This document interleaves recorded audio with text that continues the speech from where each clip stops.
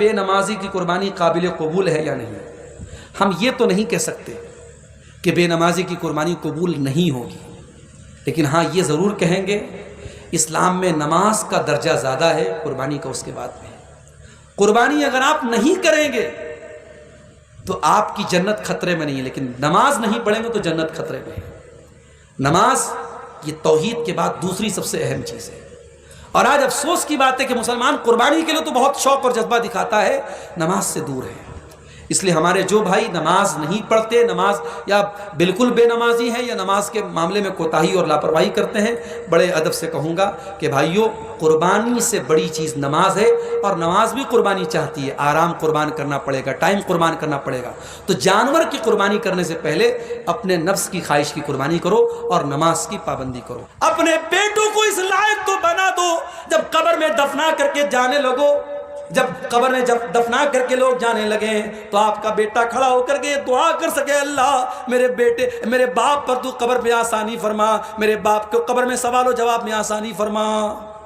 اپنے بیٹوں کو اس لائق تو بنا کے جاؤ میرے بھائیوں کہ جب آپ کا بیٹا دعا کے لیے ہاتھ اٹھائے تو یہ دعا پڑھے، رب ارحمہما کما ربیانی صغیرا، اے اللہ میرے ماں باپ پر رحم فرما، انہوں نے بڑی مصیبتوں سے مجھ کو پالا ہے۔ ابراہیم دعا کرتے ہیں، رب ہب لی من الصالحین، اے اللہ مجھے نیک بیٹا عطا فرما دے۔ اللہ نے فوراً دعا قبول نہیں کی، ٹائم لگا، لمبا ٹائم لگا، بہت بعد میں اللہ نے دعا قبول کی۔ جب ابراہیم 85-90 سال کے ہو گئے، فبشرناہ بغلام حلیم، ہم نے ابراہیم کو ایک بیٹا دیا، اور بیٹا بھی بہت حلیم دیا۔ حلیم کا مطلب بہت برداشت کرنے والا، بہت صبر کرنے والا، بہت تحمل والا، جس کے اندر پیشنس بہت زیادہ ہے، تحمل بہت زیادہ ہے، ایسا بیٹا ہم نے۔ اب یہ بیٹا جو پیدا ہوا، اس بیٹے کا نام اسماعیل رکھا گیا۔ یہ حضرت ہاجرہ کے پیٹ سے پیدا ہوا۔ یہ ہاجرہ کون تھی؟ یہ مصر کے بادشاہ کی ایک لونڈی تھی۔ اب وہ بھی سن لیجئے، وقت بہت آگے بڑھ رہا ہے، میں ابراہیم علیہ السلام کی زندگی کی بہت اہم باتوں کو بتا کے اپنی بات ختم کروں گا۔ ابراہیم علیہ السلام ایک مرتبہ مصر جا رہے تھے اپنی بیوی سارہ کے ساتھ، اور مصر کا جو بادشاہ تھا بہت ظالم اور بہت بدچلن تھا، اس کی حکومت سے اگر کوئی خوبصورت عورت گزرتی تھی وہ ریپ کرتا تھا۔ اگر میاں بیوی دونوں گزرتے تھے، شوہر کو قتل کروا دیتا تھا اور بیوی کا ریپ کرتا تھا۔ یہ اس بدچلن اور کیریکٹر لیس بادشاہ کی عادت تھی۔ اب اتفاق سے ابراہیم اور سارہ بہت خوبصورت تھی، دونوں کو بادشاہ کے پولیس نے پکڑا اور اریسٹ کیا۔ اب اگر ابراہیم یہ کہہ دیتے کہ یہ میری بیوی ہے تو بیوی کی عزت پر بھی خطرہ ہے اور اپنی جان پر بھی خطرہ ہے، تو شریعت نے اپنی جان بچانے کے لیے ہمیں جھوٹ بولنے کی اجازت دی ہے۔ ابراہیم علیہ السلام چاہتے تو جھوٹ بول دیتے، اجازت ہے اسلام میں جان بچانے کے لیے جھوٹ بولنے کی، مگر ابراہیم نے ایسے موقع پر بھی جھوٹ نہیں بولا، ایسی گول مول بات کر دی کہ کام بھی چل جائے، سانپ بھی مر جائے اور لاٹھی بھی نہ ٹوٹے۔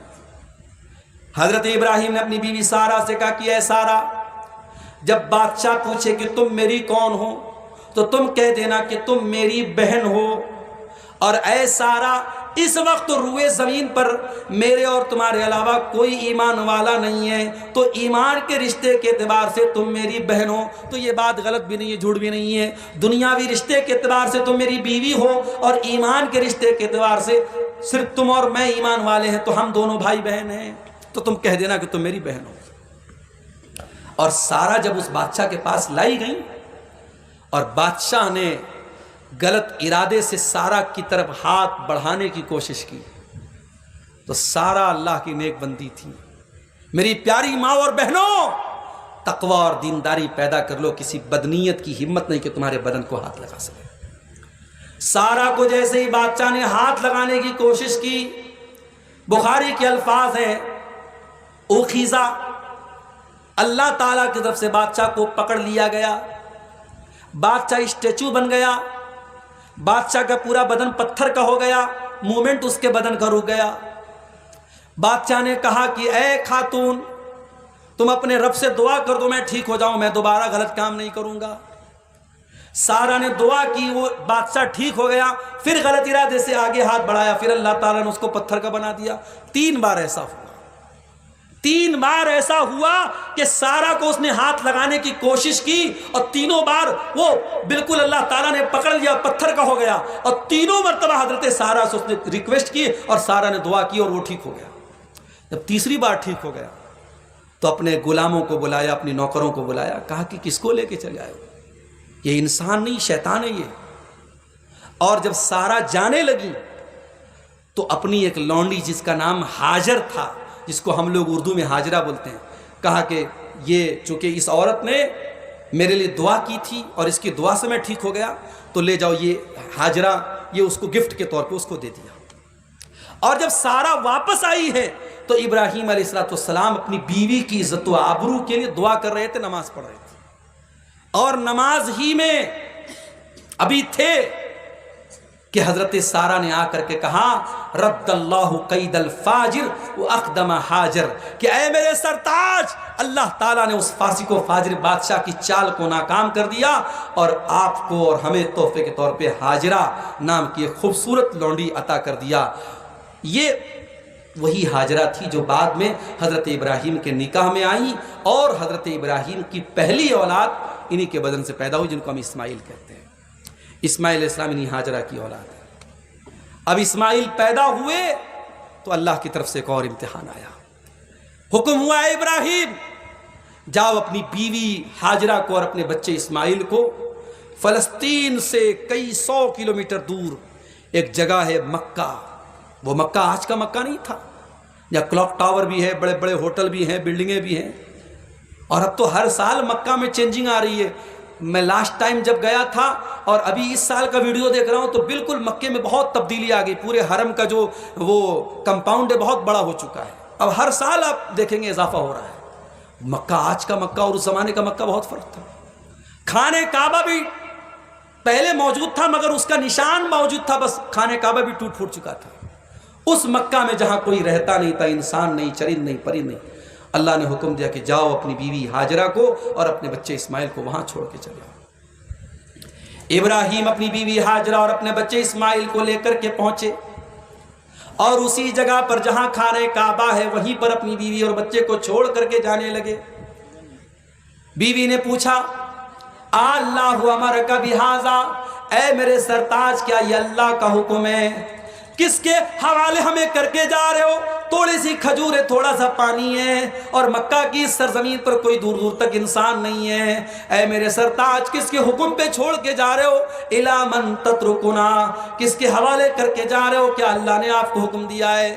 ابراہیم نے کہا کہ ہاں اللہ نے حکم دیا ہے۔ دنیا کہتی ہے عورت کمزور ہے، عورت جذباتی ہے، میں کہتا ہوں عورت ایمان والی بن جائے تو ہاجرہ کی جیسی مضبوط چٹان بھی بن سکتی ہے۔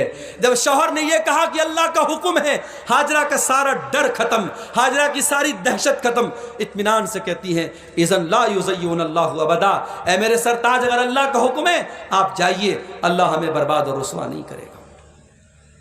ابراہیم آگے بڑھے، دور ہو گئے، نظروں سے اوجھل ہو گئے، اور پھر وہ دعا کرتے ہیں جو تھوڑی دیر پہلے میں نے آپ کو سنائی تھی، اپنی اولاد کے حق میں نماز کی دعا کرتے ہیں، پھلوں کی روزی کی دعا کرتے ہیں، امن اور چین کی دعا کرتے ہیں۔ ابراہیم بیوی بچے کو چھوڑ کے چلے گئے، اور یہاں پہ جب کھجوریں ختم ہو گئی، پانی ختم ہو گئی، ماں اپنے بچے کے لیے بے قرار ہو گئی، کبھی صفا سے مروہ کا چکر لگا رہی ہے، کبھی مروہ سے صفا کا چکر لگا رہی ہے۔ صفا سے مروہ کے درمیان 7 چکر لگا لیے ہاجرہ نے، نہ کوئی انسان نظر آیا نہ کہیں پانی نظر آیا۔ 7 چکر جب لگانے کے بعد مایوس ہو گئیں، اللہ نے جبریل کو بھیجا، اور جبریل نے اپنے پر کو زمین پہ مارا اور وہیں سے زمزم کا پانی پھوٹ پڑا۔ میرے پیارے ساتھیوں، اخلاص کی بنیاد پر جو کام کیے جاتے ہیں اللہ ان کو برقرار رکھتا ہے۔ ہاجرہ کا چکر لگانا اللہ کو اتنا پسند آ گیا کہ آج بھی کوئی عمرہ کرنے جائے، حج کرنے جائے، تو جب تک صفا اور مروہ کا چکر نہ لگا لے اس کا حج اور عمرہ کمپلیٹ نہیں ہوتا۔ ان الصفا والمروۃ من شعائر اللہ فمن حج البیت او اعتمر فلا جناح علیہ ان یطوف بہما۔ جب تک صفا اور مروہ کے درمیان تم چکر نہیں لگا لو گے تمہارا حج اور عمرہ کمپلیٹ نہیں ہوگا۔ یہ ہاجرہ کے عمل کو اللہ تعالیٰ نے قیامت تک کے لیے برقرار رکھ دیا۔ اور آج جب آپ حج کرنے یا عمرہ کرنے جائیں گے نا تو وہاں بیچ میں گرین لائٹ لگی ہے، صفا اور مروہ کے بیچ میں تھوڑی دور تک، میں سمجھتا ہوں کہ تقریباً 200 میٹر ہوگا یا اس سے بھی کچھ کم زیادہ ہو سکتا ہے، اتنے ایریا پہ گرین لائٹ لگی ہے، تو وہاں پہ مردوں کو حکم ہے کہ جلدی جلدی دوڑے۔ کیوں حکم دیا گیا؟ کیونکہ ہماری ماں ہاجرہ وہاں پہ جلدی جلدی دوڑی تھی۔ اللہ اکبر! اللہ تعالیٰ نے ہاجرہ کے اس عمل کو آج بھی برقرار رکھا ہے۔ تو زمزم کا پانی وہاں پہ نکلا، اور اس کے بعد وہاں پہ قبیلے آ کر کے آباد ہوئے، اور وہیں پر اسماعیل علیہ السلام پلے بڑے اور وہیں پر جوان ہوئے۔ اب ذرا غور کرنا میرے ساتھیوں، اسماعیل مکہ میں رہتے ہیں اور باپ فلسطین میں رہتے ہیں، ابراہیم علیہ السلام فلسطین میں رہتے ہیں۔ جب یہ بیٹا جوان ہو گیا، ابراہیم علیہ السلام کو اللہ تعالیٰ نے خواب دکھایا کہ وہ اپنے ہی ہاتھوں سے اپنے بیٹے کو ذبح کر رہے ہیں۔ ابراہیم کو پتا تھا میں اللہ کا بندہ نہیں، اللہ کا عام بندہ نہیں، اللہ کا نبی ہوں، اور نبی کو جو خواب میں دکھایا جائے وہ سچا ہوتا ہے۔ بار بار جب یہی خواب دکھنے لگا، ابراہیم سمجھ گئے کہ اب تیرا ایک اور امتحان آ چکا ہے۔ اے ابراہیم، اب تجھے اپنے ہاتھوں سے اپنے بیٹے کو ذبح کرنے کا فرمان ملا ہے۔ ابراہیم مکہ آتے ہیں، فلسطین سے چل کر کے مکہ آتے ہیں۔ بیٹا 13-14 سال کا ہو چکا ہے، جوان ہو چکا ہے۔ فلما بلغ معه السعي، بیٹا اپنے باپ کا ساتھ دینے کے قابل ہو گیا ہے۔ قال یا بنی انی ارى فی المنام انی اذبحک فانظر ماذا تری۔ ابراہیم اپنے بچے سے کہتے، اپنے بیٹے سے کہتے ہیں کہ اے میرے بچے، میں نے خواب دیکھا ہے کہ میں تجھے ذبح کر رہا ہوں، تو بتا تیری کیا رائے ہے۔ ابراہیم اپنے بچے سے رائے مانگ رہے ہیں۔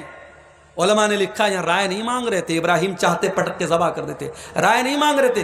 ابراہیم یہ دیکھنا چاہ رہے تھے میرا بیٹا میرا کتنا فرمانبردار ہے۔ ابراہیم نے بیٹے سے پوچھا کہ اے بیٹے، میں نے خواب میں دیکھا ہے کہ میں تجھے ذبح کر رہا ہوں، تو بتا تیری کیا رائے ہے۔ آج کا بیٹا ہوتا باپ کا مذاق اڑا دیتا، باپ کو برا بھلا کہہ دیتا کہ اے ابا جان، یہ کون سے انصاف کی بات ہے کہ آپ مجھے بچپن میں چھوڑ کے چلے گئے اور آج اتنے سالوں کے بعد آئے ہو تو مجھے ذبح کرنے کی بات کر رہے ہو، مجھے کاٹنے کی بات کر رہے ہو، مجھے مارنے کی بات کر رہے ہو۔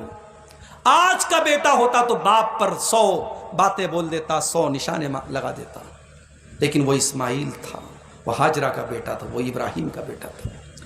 قال یا ابت افعل ما تؤمر ستجدنی انشاء اللہ من الصابرین۔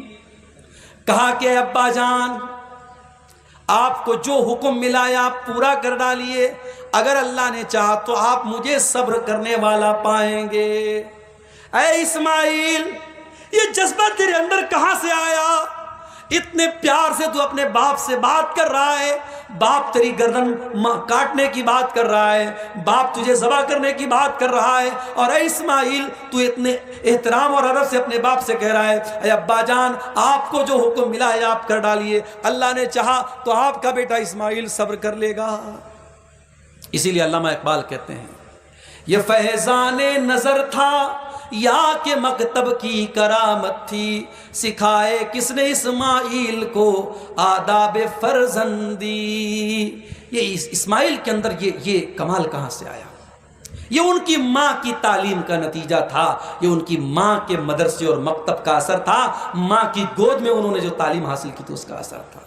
او میری پیاری ماں بہنوں، ٹک ٹاک پہ ناچ گانا دیکھنے والی ماں کے ایسے بچے تو نہیں پیدا ہوں گے، موبائل پر دن رات سیریل دیکھنے والی ماں کے ایسے بچے تو نہیں ہوں گے، جو ماں اپنے بچوں کو قرآن یاد کرائیں گی، جو ماں اپنے بچوں کو دعائیں یاد کرائیں گی، جو ماں اپنے بچوں کو صحابہ کے واقعات سنائیں گی، جو ماں اپنے بچوں کو نبی کے واقعات سنائیں گی، جو ماں اپنے بچوں کی صحیح تربیت کرے گی، اس ماں کو ایسے بچے ملیں گے جو بچہ اسماعیل کی شکل میں ہاجرہ کو ملا ہے۔ بیٹا کہتا ابا جان، آپ کو جو حکم ملا ہے آپ پورا کر ڈالیے، اللہ نے چاہا تو آپ مجھے صبر کرنے والا پائیں گے۔ فلما اسلما، دونوں باپ بیٹے اللہ کے حکم کے آگے جھک گئے، مسلمان ہو گئے۔ مسلمان کس کو بولتے ہیں؟ ختنہ کرا لینے کا نام مسلمان نہیں ہے، گوشت کھانے والے کا نام مسلمان نہیں ہے، جالی دار ٹوپی لگانے والے کا نام مسلمان نہیں ہے، فلما اسلما اللہ کے ہر حکم کے آگے جھک جانے والے کا نام مسلمان ہے، اللہ کا حکم آ جائے تو سرنڈر کر دینے والے کا نام مسلمان ہے۔ قرآن کہتا ہے فلما اسلما، جب دونوں باپ بیٹے جھک گئے، اللہ کے حکم پر راضی ہو گئے، وَتَلَّهُ لِلْجَبِينِ، اور باپ نے بیٹے کو کروٹ کے بل لٹایا، باپ نے بیٹے کو پیشانی کے بل لٹایا یا کروٹ کے بل لٹایا، دونوں ترجمہ کیا گیا، دونوں مطلب بتایا گیا۔ فلما اسلما وتلہ للجبین، جب باپ نے بیٹے کو لٹایا، وَنَادَيْنَاهُ أَن يَا إِبْرَاهِيمُ قَدْ صَدَّقْتَ الرُّؤْيَا إِنَّا كَذَلِكَ نَجْزِي الْمُحْسِنِينَ، ہم نے پکارا، ابھی اسماعیل کے گلے پر چھری چلنے ہی والی تھی، ہم نے پکارا اے ابراہیم ہمیں تیرے بیٹے کا خون بہانا مقصود نہیں ہے، ہم تجھ سے تیرا بیٹا چھیننا نہیں چاہتے، اے ابراہیم ہم تیرے بڑھاپے میں تیرا یہ سہارا لینا نہیں چاہتے، اے ابراہیم ہم تو یہ دیکھنا چاہتے تھے کہ تو اللہ سے کتنی محبت کرتا ہے۔ اللہ سے محبت کرتے ہو میرے بھائی؟ 10,000 کا 15,000 کا بکرا اور بھیڑا لا کے ذبح کر دینا، یہ کون سی اللہ سے محبت ہے؟ یہ کوئی کمال کی بات نہیں ہے میرے ساتھیوں، وہ تو ہم اپنے ہی فائدے کے لیے قربانی کرتے ہیں۔ قربانی کیا، پایا ہم نے کھایا، کلیجی ہم نے کھائی، گوشت ہم نے کھایا، خون نالی میں بہہ گیا، چمڑا مدرسے میں چلا گیا، اور ہم کہتے صاحب اللہ کی راہ میں قربانی کی۔ نہیں، انگلی کٹا کے شہیدوں میں نام نہ لکھواؤ میرے ساتھیوں۔ محبت کرو اللہ سے جو ابراہیم کو تھی۔ او محبت میں پاگل ہونے والے نوجوانوں، رات کو 2 بجے موبائل پہ لگا ہے، کیوں لگا ہے صاحب؟ محبت ہے۔ لیٹ کر بات کر رہا ہے، کھیتوں میں جا کے باتیں کر رہا ہے، صاحب محبت ہے۔ ارے یہ محبت نہیں، ڈھکوسلے بازی ہے، یہ دنیا کی محبت یوز اینڈ تھرو۔ یہ جو تیرے ساتھ محبت کی باتیں کر رہی ہے، پتہ لگا صبح کو کسی اور کے ساتھ باتیں کر رہی ہے، کپڑوں کی طرح بدلنے والی یہ محبت نہیں ہے۔ ارے محبت تو وہ ہوتی ہے جس میں انسان اپنے محبوب کے لیے سب کچھ قربان کرنے کو تیار ہو جائے، اور یہ محبت اللہ کی ہوتی ہے میرے ساتھی، جو ایک مومن کو ہوتی ہے۔ والذین آمنوا اشد حبا للہ، ایمان والے سب سے زیادہ اللہ سے محبت کرتے ہیں۔ ابراہیم کو اللہ سے محبت ہے میرے بھائی، اور جب اللہ سے محبت ہو تو اللہ سب سے محبوب چیز بھی مانگ لے تو دل کھول کے دے دیتا ہے انسان، اگر اللہ سے واقعی میں محبت ہو۔ اسی لیے قرآن کے 4 پارے کی آیت نازل ہوئی، لن تنالوا البر حتی تنفقوا مما تحبون، تم نیکی کو نہیں پہنچ سکتے، تم جنت کو نہیں پا سکتے جب تک اپنی محبوب چیز اللہ کی راہ میں خرچ نہ کر دو۔ جب قرآن کی آیت نازل ہوئی، حضرت ابو طلحہ انصاری اللہ کے نبی کے پاس آتے ہیں اور اپنا بہت قیمتی کھجوروں کا باغ اللہ کی راہ میں قربان کرنے کے لیے تیار ہو جاتے ہیں۔ جب اللہ سے محبت ہوتی ہے، صہیب رومی رضی اللہ تعالیٰ اپنی زندگی بھر کی کمائی مکہ کے کافروں کے حوالے کر کے خالی ہاتھ مکہ سے مدینہ چلے جاتے ہیں۔ جب اللہ سے محبت ہوتی ہے، بلال حبشی کے سینے پر گرم پتھر رکھا ہے اور تپتی ریت پہ بلال کو لٹایا گیا ہے، اور بلال کے سینے پر پتھر رکھ کے بلال سے کہا جاتا ہے اے بلال تو محمد کے دین کو چھوڑ دے، تو اسلام کو چھوڑ دے۔ بلال کہتا ہے نہیں نہیں، احد میرا رب ایک ہے، میرا اللہ ایک ہے۔ محبت اس کو کہتے ہیں میرے ساتھیوں، جو بلال کو تھی، جو صہیب کو تھی، جو عمار کو تھی، جو سمیہ کو تھی، جو صحابہ کو تھی، جو ابراہیم کو تھی، اللہ سے سچی محبت تھی۔ اللہ نے کہا کہ اے ابراہیم تیری محبت سچی ہے، تو نے اپنے امتحان کو پورا کر دکھایا، ان ھذا لہو البلاء المبین۔ اے ابراہیم یہ امتحان بہت بڑا تھا۔ ہائے ہائے ہائے، ایگزام لینے والا کہہ رہا ہے کہ ایگزام بہت بڑا تھا۔ ایگزامینر خود بول دے کہ ایگزام بہت ٹف تھا، اس کا مطلب کہ ایگزام بہت ٹف تھا۔ اللہ کہہ رہا ہے کہ اے ابراہیم It was very difficult, it was very tough، یہ بہت مشکل ایگزام تھا، اپنے بیٹے کو قربان کرنے کے لیے تو تیار ہو گیا۔ ان ھذا لہو البلاء المبین، یہ بہت بڑا امتحان تھا۔ وفدیناہ بذبح عظیم وترکنا علیہ فی الآخرین۔ اے ابراہیم اب اس کا صلہ ہم تم کو یہ دیں گے کہ آنے والی نسلیں اس قربانی کو یاد کریں گے قیامت کی صبح تک۔ آج کل ایک نیا ڈھکوسلا چلا ہے، جب بقرعید کا تہوار آتا ہے نا تو نیوز والے کہتے ہیں کہ صاحب ایکو فرینڈلی بقرعید مناؤ، ایکو فرینڈلی۔ اب ایکو فرینڈلی کا کیا مطلب ہے؟ کہتے ہیں صاحب بکرے کے جیسی کیک لے آؤ اور کیک کو کاٹ دو، بکرا بھی نہیں کٹے گا، خون بھی نہیں بہے گا، گندگی بھی نہیں ہوگی، اور کام چل جائے گا، اللہ بھی خوش، شیطان بھی خوش۔ تو بھائیو یہ ڈھکوسلے بازی نہیں چلے گی۔ اور جن کو جانوروں پر بڑی دیا آتی ہے، معاف کرنا، دوسرے تہواروں پر، ہمارے غیر مسلم بھائیوں کے تہواروں پر بھی میں نے دیکھا ہے بہت بکرے کٹتے ہیں۔ پٹنہ میں نے دیکھا، ہمارے ڈرائیور صاحب پٹنہ کے ہیں، وہ بتانے لگے کہ بقرعید پر میں نے اتنے بکروں کو کٹتے ہوئے نہیں دیکھا جتنا اپنے ایک تہوار پر ہم نے کٹتے ہوئے دیکھا، غیر مسلم بھائیوں کے تہوار پہ کٹتے ہیں۔ تو صاحب بقرعید آتی ہے تو لوگ کیا کہتے ہیں کہ جیو ہتیا مت کرو۔ یہ کیوں نہیں سوچتے ان بکروں کو پالنے والے سب غریب ہوتے ہیں، ہزاروں غریبوں کے گھر کی روزی روٹی چلتی ہے اس قربانی کے تہوار سے۔ کبھی غور کرو، بہترین گوشت غریبوں کے گھر میں پہنچتا ہے اس بقرعید کے تہوار پہ، ہزاروں لوگوں کے گھر میں ہفتوں کا راشن پانی کا کھانے کا انتظام ہو جاتا ہے۔ پھر چمڑے کی پوری ایک جو انڈسٹری ہے بقرعید کے اس تہوار کی وجہ سے، وہ انڈسٹری گروتھ کرتی ہے، اس کو ترقی ہوتی ہے۔ اور اس کے بعد یہ بکری پالن کرنے والے کیا سب مسلمان ہیں؟ نہیں، آپ جا کے دیکھیے، ہمارے بنارس میں بکری بیچنے والے آتے ہیں، گورکھپور سے آتے ہیں، سلطانپور سے آتے ہیں، کہاں سے آتے ہیں، سب زیادہ تر غیر مسلم ہوتے ہیں۔ اور وہ بیچارے ان بکروں کو، بکریوں کو پالتے ہیں اور پھر آ کر کے بیچتے ہیں، ان کا سال بھر کا سمجھیے ان کا خرچ چلتا ہے اس سے۔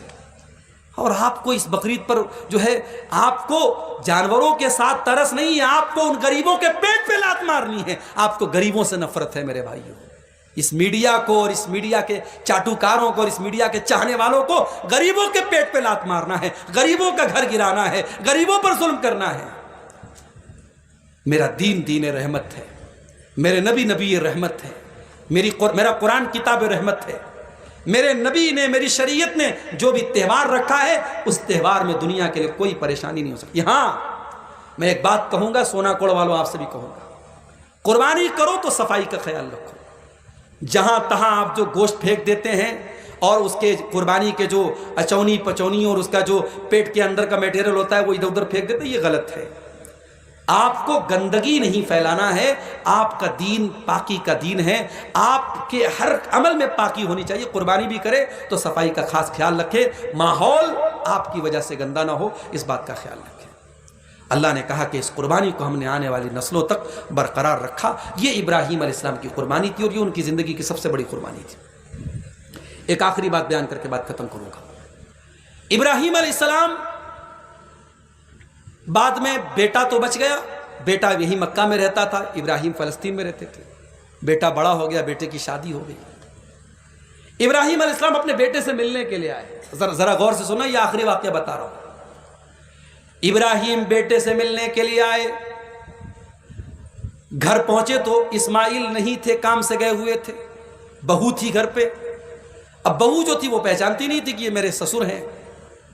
حضرت ابراہیم نے حال چال پوچھا، بہو نے سمجھا کہ کوئی اجنبی آدمی، ان نون پرسن ہے۔ اس نے کہا کیا بتاؤں حال چال، بس گزر رہی ہے، گزارا ہو رہا ہے، بڑی پریشانی ہے، بڑی تکلیف ہے۔ ابراہیم علیہ السلام سمجھ گئے کہ یہ جو عورت ہے یہ ناشکری ہے۔ ناشکری کس کو بولتے ہیں میری ماں بہنوں؟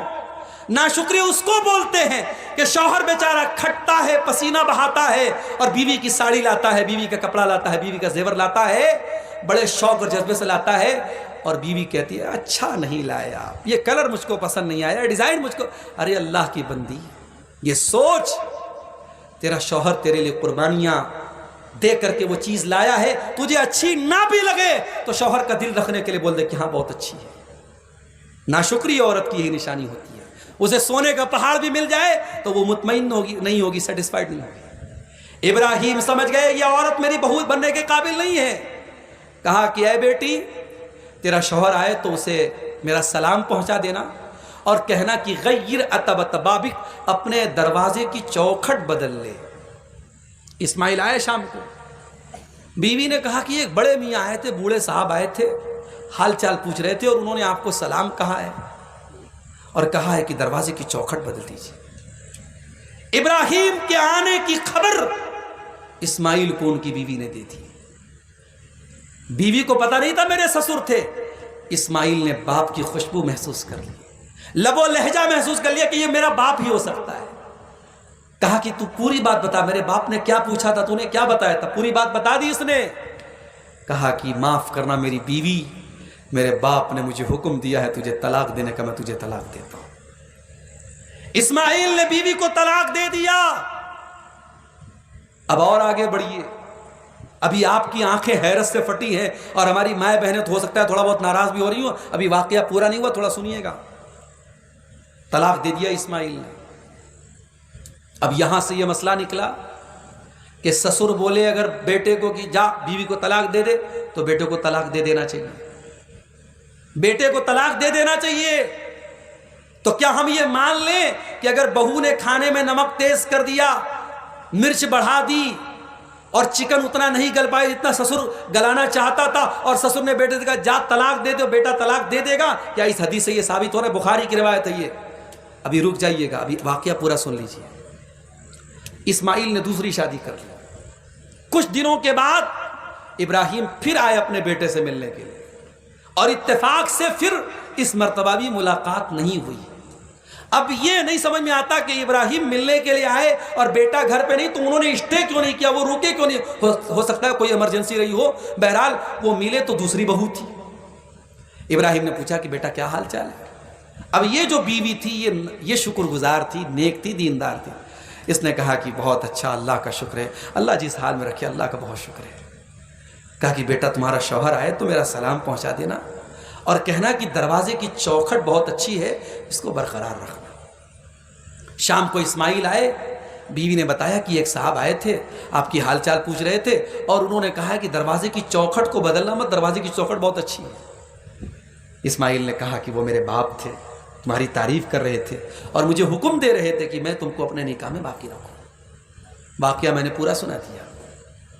اب ذرا غور کر کے بتائیے اس حدیث سے کیا ثابت ہوا؟ اس حدیث سے یہ ثابت ہوا کہ اگر باپ یہ بولے بیٹے سے کہ تو طلاق دے دے اپنی بیوی کو، تو بیٹے کو طلاق دے دینا چاہیے۔ ایک اور حدیث ہے، حضرت عمر رضی اللہ تعالیٰ عنہ نے اپنے ایک بیٹوں سے کہا کہ تو اپنی بیوی کو طلاق دے دے۔ بیٹا آ کر کے اللہ کے نبی سے پوچھتا ہے کہ میرا باپ مجھ سے کہہ رہا ہے کہ میں اپنی بیوی کو طلاق دے دوں، تو کیا میں طلاق دے دوں؟ تو اللہ کے نبی نے فرمایا کہ ہاں، تمہارا باپ اگر بول رہا ہے تو تم طلاق دے دو۔ ان دونوں حدیثوں سے یہ پتا چلا کہ باپ کا مقام اتنا بڑا ہے کہ باپ اگر بیٹے کو بول دے کہ بیوی کو طلاق دے دے تو طلاق دے دینا چاہیے۔ مگر رک جائیے گا میرے بھائیوں، ابھی مسئلہ پورا نہیں ہوا ہے۔ مسئلہ یہ ہے کہ اگر باپ واقعی میں ابراہیم کے جیسا باپ ہے اور حضرت عمر کے جیسا باپ ہے، دور اندیش ہے، دیندار ہے، تقوی والا ہے، اور واقعی میں دین کی بنیاد پر، تقوی کی بنیاد پر، عقیدے کی بنیاد پر، توحید کی بنیاد پر یہ بات بول رہا ہے، تب طلاق دیا جائے گا۔ یہ نہیں اس کے پسند کا کھانا نہیں بنا تو طلاق دے دے، یہ نہیں کہ اس کے کپڑے پر آئرن نہیں ہوا تو طلاق دے دے، یہ نہیں کہ اس کا کپڑا واشنگ مشین میں نہیں دھلا گیا تو طلاق دے دے۔ ایسا نہیں ہونا چاہیے۔ طلاق کی کوئی معقول وجہ ہو تو بیٹا اپنے باپ کی بات مانے گا اور طلاق دے دے گا۔ اور دوسری بات یہ پتہ چلی کہ عورت دروازے کی چوکھٹ ہے، دروازے کی چوکھٹ ہے۔ آپ کو گھر میں جانا ہے تو چوکھٹ کے بغیر آپ گھر میں انٹری نہیں کر سکتے۔